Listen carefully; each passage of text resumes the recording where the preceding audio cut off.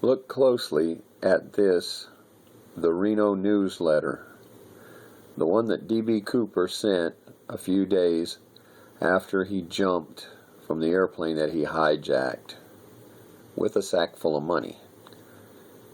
He sent this to the Reno newspaper. Notice the letters in the bottom right corner that look sort of like an N and a V with an F over top of it. I want to show you something really interesting about these letters.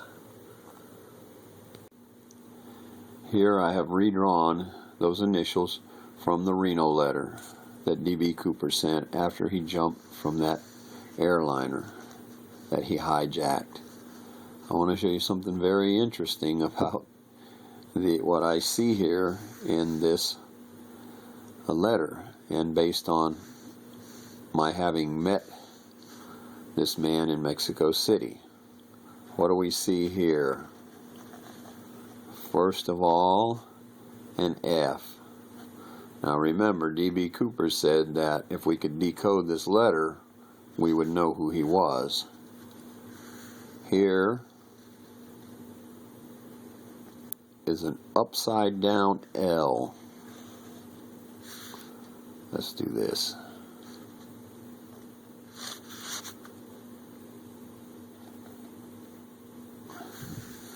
And here, you'll notice this part of the F is turned to the right a quarter of a turn. Well, if we take this N and we turn it a quarter of a turn to the right, it will connect here and will look something like this.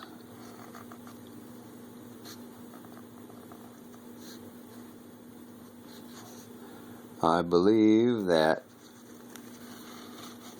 this is an M and this is another L, just to reinforce the fact that his initials are F, L, M. That's who D.B. Cooper is. Interesting if you've seen my previous videos on the Zodiac killer. And the writing is very similar. Who would have guessed? Just wanted to show you the two signatures side by side. This is the Zodiac. This is D.B. Cooper. Notice the upside down L.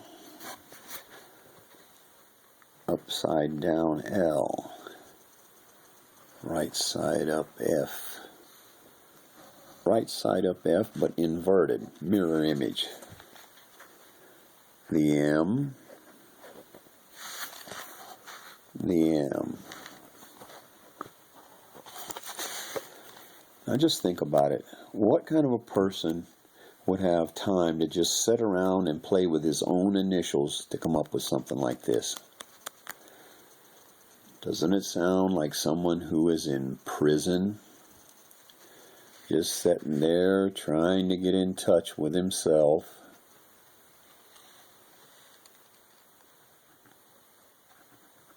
Drawing his initials, trying to come up with ways to, I'll bet you if he was in prison enough years, he would have drawn those initials every possible way they could be drawn.